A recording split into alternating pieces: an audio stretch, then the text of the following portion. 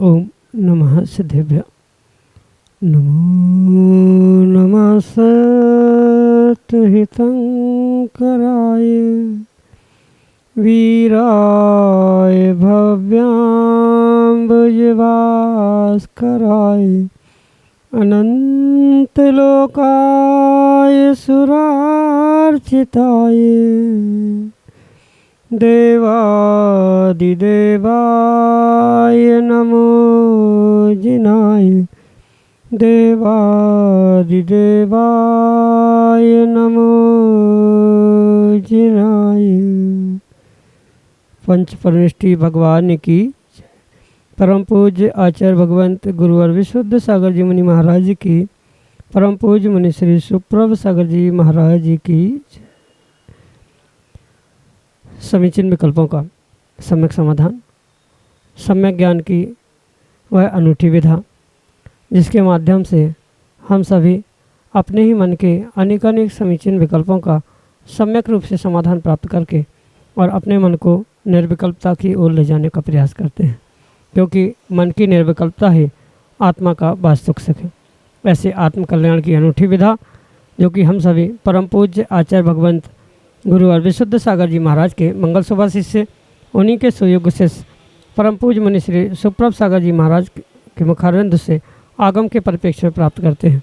और वही सम्यक समाधान हमारे आत्म कल्याण का पथ प्रशस्त कराने वाला होता है, क्योंकि विकल्प हमारे मन का समीचीनता के साथ और उसका सम्यक रूप से समाधान सरल सहज और सामान्य भाषा में जब परम पूज्य मुनि श्री गुण रहस्यों के साथ हमें प्रदान करते हैं तो निश्चित ही वह हमारे अंतरंग को छू जाने वाला होता है और अंतरंग की शांति ही आत्मा का वास्तविक सुख है।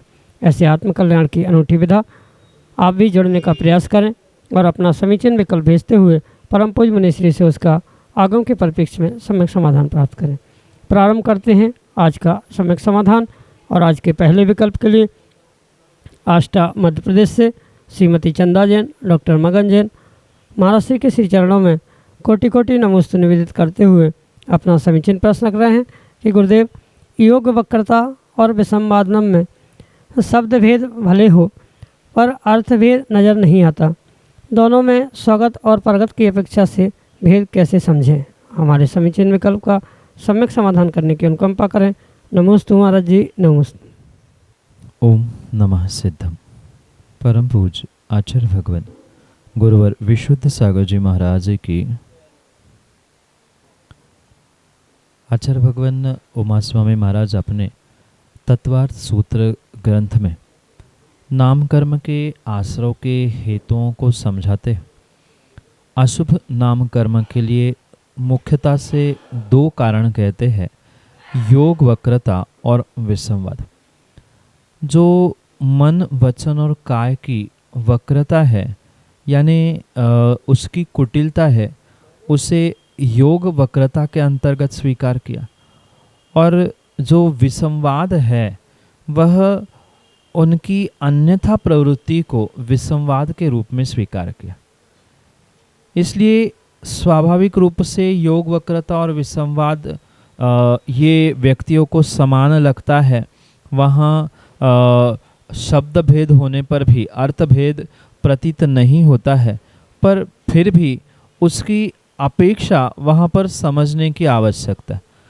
दोनों में जो मुख्यता से स्वगत और परगत की अपेक्षा है उसे यहाँ समझने की आवश्यकता है। मतलब जो मन वचन काय का विपरीत अन्यथा प्रयोग करते हुए कुटिलता का प्रयोग स्वयं के लिए किया जा रहा है, उसे आचार्य भगवंत ने योग वक्रता कही है। मतलब खोटे विचारों को मन में लाना, स्वयं में ही खोटे वचनों के प्रयोग से अपने आप को गुमराह करना या शरीर की कुटिल चेष्टाओं के साथ अपने आप को ही ठग लेना, ये जो स्वगत यानी अपने आप के लिए जो योगों की विपरीतता को या कुटिलता को प्राप्त किया जा रहा है, इसे स्वगत अपेक्षा से योग वक्रता का। और वही जब विपरीत मन, विपरीत वचन और विपरीत काय के माध्यम से जब किसी अन्य व्यक्ति को जो मोक्ष मार्ग में लगा है, मोक्ष मार्ग की क्रियाओं में प्रवृत्त है, उनकी क्रियाओं में उनके आचरणों को देखते हुए, उनकी प्रवृत्ति को देखते हुए, उनके समीप पहुंचकर उनको किसी प्रकार से कुटिल मन, कुटिल वचन और कुटिल काय यानी इनकी तीनों योगों की विपरीतता के कारण से उसको उस क्रिया से निवृत्त करना या उन क्रियाओं में कहीं न कहीं कमी खोजते हुए उन क्रियाओं को करते हुए रोकना, ये जो दूसरे के लिए क्रियाओं में रोकना है, दूसरे के लिए परगत यानी दूसरे के कार्यों में, शुभ कार्यों में, प्रशस्त कार्यों में वे विघ्न करने का प्रयास किया जा रहा है, उन क्रियाओं को ही वहाँ पर आचार्य भगवंत ने विसंवाद के रूप से स्वीकार किया। इसलिए मुख्यतः इन दोनों में स्वगत यानी स्वयं के लिए मन वचन काय की कुटिलता का प्रयोग करते हुए अपने आप को शुभ क्रियाओं से रोकना, दूर करना, इसे योग वक्रता के अंतर्गत लिखा है। और वही जब परगत की अपेक्षा से यानी दूसरों को शुभ कार्यों से, मोक्ष मार्ग से या मोक्ष मार्ग की क्रियाओं से विमुख करने के लिए, परान्मुख करने के लिए जो मन वचन काय का विपरीत प्रयोग किया जा रहा है, मन वचन काय की विपरीतता को प्राप्त किया जा रहा है, कुटिलता को प्राप्त किया जा रहा है, उसे यहाँ पर विसंवाद के रूप में स्वीकार किया जा रहा है। भले ही दोनों समान लगते हैं, पर दोनों पूर्ण रूप से स्व और पर की अपेक्षा से भिन्नता को प्राप्त होने वाले होते हैं। यही आपके लिए सम्यक समझ। राजगीर बिहार से अनूप कुमार जैन महाराज श्री के श्री चरणों में बारंबार नमोस्तु निवेदित करते हुए अपना समीचीन प्रश्न रख रहे हैं कि गुरुदेव, मेरा इकलौता बेटा है और वह अन्य समाज की लड़की से शादी करने जा रहा है, तो हम उसे कैसे समझाएं, और यदि करता है तो इससे हमारे लिए, हमारे जीवन पर क्या प्रभाव पड़ेगा। हमारे समीचीन विकल्प का सम्यक समाधान करते हुए हमारा मार्गदर्शन प्रदान करने की अनुकंपा करें। नमोस्तु महाराज जी, नमोस्तु। श्रावकों के लिए अपने सज्जातित्व की रक्षा करते हुए जो कुलीन आचरण हमारे जैनागम की अपेक्षा से श्रावकों के लिए लिखा है, उसे बहुत ही विवेकपूर्वक समझने की और मात्र समझने की ही नहीं अपितु ग्रहण करने की भी आवश्यकता है। कहने का तात्पर्य यह है कि कुलीन कार्य जो कुल की मर्यादा को प्रतिपादित करता है, उद्घाटित करता है, ऐसे अपने कुल की शुद्धि के लिए जो सज्जातित्व गुण कहा है, वह विधर्मी विवाह से या इंटरकास्ट मैरिज से कभी भी संभव नहीं हो सकता। इसलिए पहली बात तो जो आने वाली पीढ़ी इस प्रकार के कार्य करना चाहती है, उनको ये पुनः पुनः समझाने का प्रयास करना होगा कि अगर किसी प्रकार से आप ऐसा विपरीत कार्य करते हैं, धर्म के विपरीत, समाज के विपरीत कार्य करते हैं, तो उसका वर्तमान में तो आपको समाज से, धर्म से बहिष्कृत करने रूप फल प्राप्त होगा, मात्र वर्तमान में ही नहीं, अगली पर्यायों के निमित्त से भी उसका कर्मबंध आपको उदय में आते हुए कई सारे दुखद स्थानों को, दुखद योनियों को प्राप्त करने के लिए निमित्त बन सकता है। इसलिए उस युवा को सबसे पहले ऐसे कार्य करने से स्वयं माता पिता को प्रेरणा देते हुए समझाने की आवश्यकता है, क्योंकि मात्र विषय कसायों की पुष्टि करना ही इतना श्रावक का या किसी इंसान का धर्म नहीं होता, अपितु अपने धर्म की अहमियत रखते हुए जो धर्म और धर्मात्मा है, माता पिता है, गुरुजन है, उनका भी सम्मान बरकरार रखना, ये भी इन संतानों का, इन बच्चों का धर्म हुआ करता है। इसलिए उनको इन बातों की प्रेरणा देते हुए ये समझाने का प्रयास करना चाहिए कि अगर आप ऐसा कार्य करते हैं तो उसका दुष्परिणाम आपके मतलब व्यक्तिगत उनके जीवन में और मात्र व्यक्तिगत जीवन में ही नहीं अपितु आपकी आने वाली पीढ़ी के जीवन में, जो भूत के वर्तमान के उनके माता पिता या अन्य परिवारजन हैं उनके साथ भी उसका क्या प्रभाव पड़ेगा, ये सब कुछ उन्हें समझाने की आवश्यकता है। जैसे अंतर्जातीय विवाह करने के कारण से जो अधिकार श्रावकों का कहा जाता है, अभिषेक पूजन करना, मुनिराजों को दान देना, इन सभी कार्यों से आप पूर्ण रूप से वंचित हो सकते हैं। भले ही आने वाली पीढ़ी ने वहाँ पर ऐसा पुरुषार्थ किया है, आपकी संतान ने ऐसा पुरुषार्थ किया, पर उसका फल आपको भी और उनके आने वाले पीढ़ियों को भी कहीं ना कहीं भोगना पड़ेगा। इसलिए उन्हें पुनः पुनः प्रेरणा दे कि अगर आपको जो श्रावक कुल मिला है उस श्रावक कुल का फल निर्ग्रंथों को दान देना, अरिहंतों की पूजा करने रूप प्राप्त करना है, बरकरार रखना है, तो आपको इस इंटर कास्ट मैरिज से बचना होगा, जिसका प्रभाव आपको आपके आने वाली पीढ़ी पर और वर्तमान के भी पीढ़ी पर अवश्य ही पड़ने वाला है, जिससे आप धर्म कार्यों से विमुख होने की पूर्ण संभावना है। और अगली पर्याय में जो कर्मबंध कर्म आश्रव और उसका फल मिलेगा वो तो भिन्न ही रहेगा, पर वर्तमान में ही जब धर्म से दूर किया जा रहा है तो फिर अगली पर्याय में आपको कौन सी योनि, कौन सी गति, कौन सा स्थान मिलेगा, ये बहुत बड़ा प्रश्न चिन्ह हो सकता है। इसलिए कुछ मिनटों के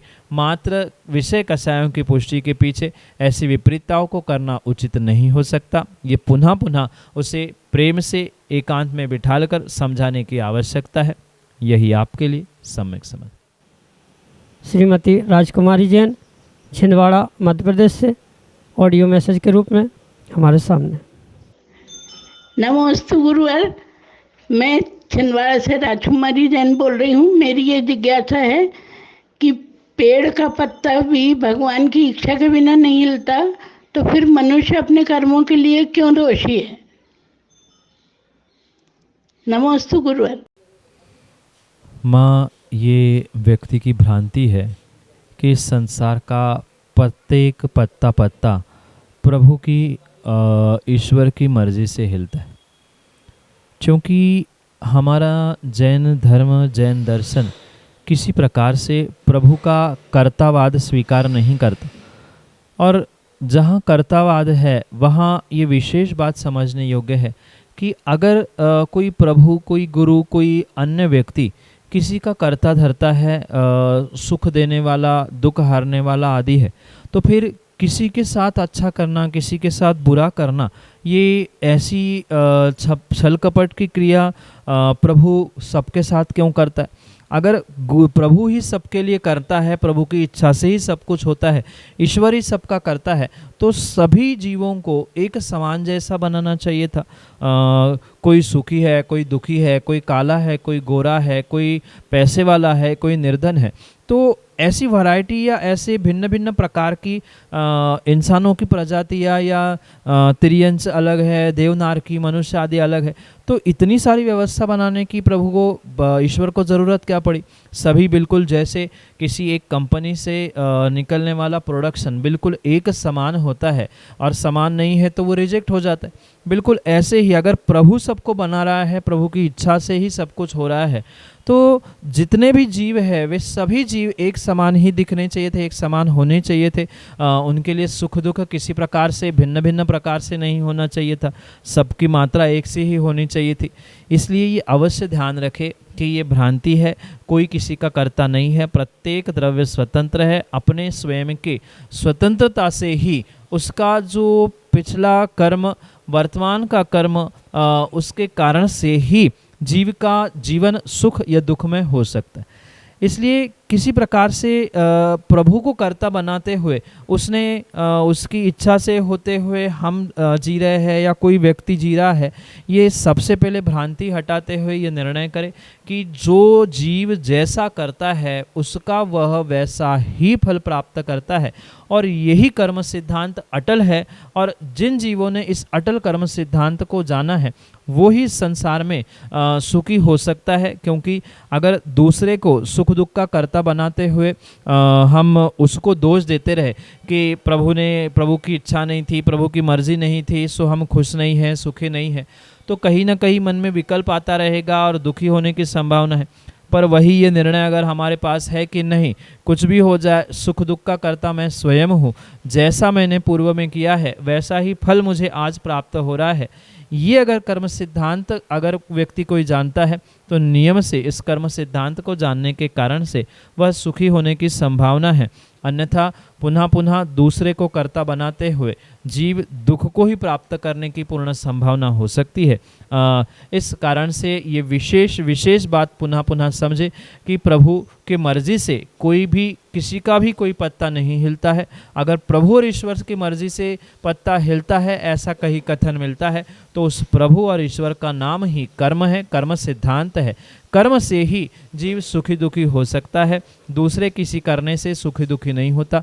अगर दूसरे किसी के करने से सुखी दुखी होता तो फिर सभी जीव एक समान क्यों नहीं बने। अगर वहाँ ये कहा जाता है कि उसमें प्रभु की मर्जी के साथ साथ कुछ हद तक अपने स्वयं के कर्म आदि का फल भी साथ में होता है, तो हम पूर्ण रूप से फल के कर्मों के फलों को ही मानते हुए स्वयं कृता कर्म यदात्मना तदा फलम तदीय लभते शुभाशुभम, ये जो पंक्ति है, मतलब जो जीव स्वयं जैसा करता है शुभ अशुभ कर्मों का फल स्वयं प्राप्त करता है उसे वैसा ही भोगता है।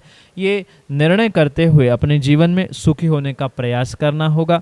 किसी प्रकार से कोई प्रभु, कोई गुरु, कोई ईश्वर किसी का कर्ता हो नहीं सकता, किसी के मर्जी से कोई नहीं चलता है। मैं तो इतना भी कहना चाहता हूँ कि अगर प्रभु की मर्जी से पत्ता हिलता है, अगर आप ऐसा मानते हो तो क्या आपने घर में प्रैक्टिकल करके देखा? क्या कभी माँ की मर्जी से बेटा चलते हुए देखा है? किसी एक व्यक्ति से पूरा घर परिवार एक साथ चलता हुआ देखा है? जब वह संभव नहीं है तो ये भी कोई एक प्रभु, कोई एक ईश्वर की मर्जी से सबका एक ऐसा कार्य हो, ये भी कतई संभव नहीं हो सकता। यही आपके लिए सम्यक समझ। बानपुर उत्तर प्रदेश से श्रीमती आरती जैन अगले समीचीन विकल्प के लिए।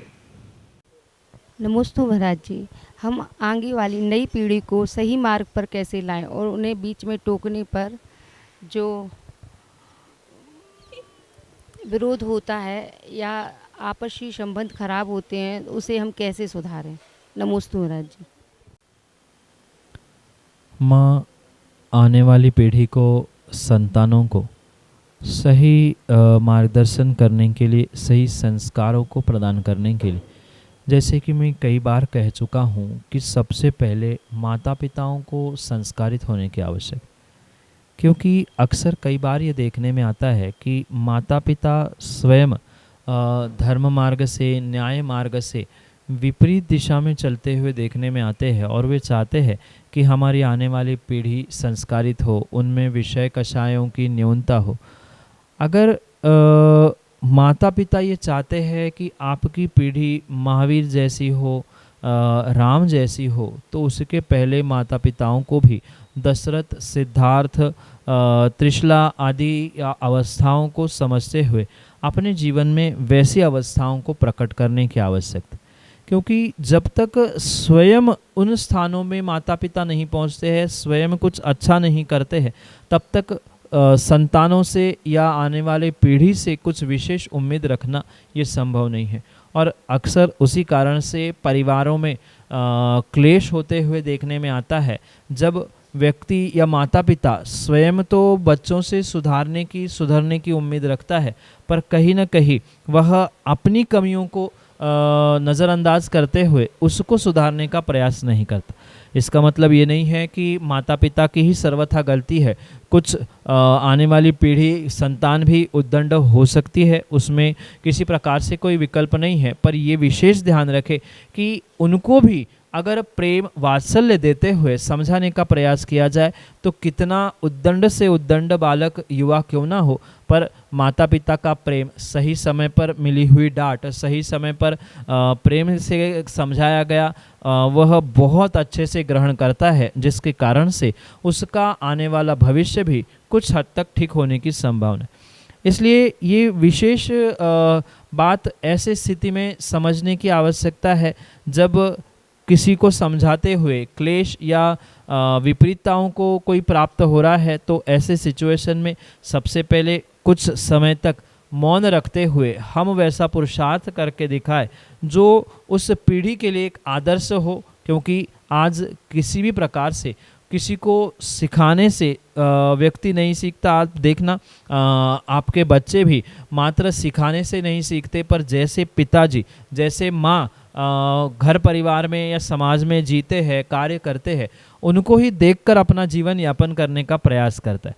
क्योंकि आज की पीढ़ी मात्र सिखाने से सीखने वाली नहीं है, उसे कुछ अच्छा करके दिखाना होगा। जितना अच्छा दिखाएंगे उतना अच्छा ही वो सीख पाएंगे। इसलिए मात्र सिखाने की जगह, मात्र समझाने की जगह उसे करके दिखाया जाए तो वह बहुत जल्दी उसे ग्रहण करते हुए अपने जीवन में बदलाव लाने की संभावना है। हमेशा ही किसी प्रकार से गुरु बनकर या एक बहुत बड़ा व्यक्ति बनकर बच्चों को समझाने का प्रयास ना किया जाए। कभी उनका मित्र बनकर, कभी उसका भाई बनकर, कभी उनका सगा बनकर, तो कभी माता पिता या गुरु बनकर डांटकर भी समझाने की आवश्यकता है। सिचुएशन क्या है, कब कैसे उसे समझाया जा सकता है, इसका निर्णय करते हुए ही सिचुएशन को हैंडल करने का प्रयास करें। अन्यथा दिन ब दिन दूरियां बढ़ती जाएगी। बार बार हमेशा डांटते हुए ही बच्चों को समझाने का प्रयास किया जाए, हमेशा दूसरों के सामने उनकी इंसल्ट करते हुए उन्हें डांटा जाए, तो वो कभी भी सुधार करने की गुंजाइश उनके साथ नहीं रह सकती। क्योंकि वे भी सोचते हैं जब हमारी बुराई हो ही रही है, हमें डांटा ही जाता है हमेशा, तो हम जैसे हैं वैसे ही ठीक है।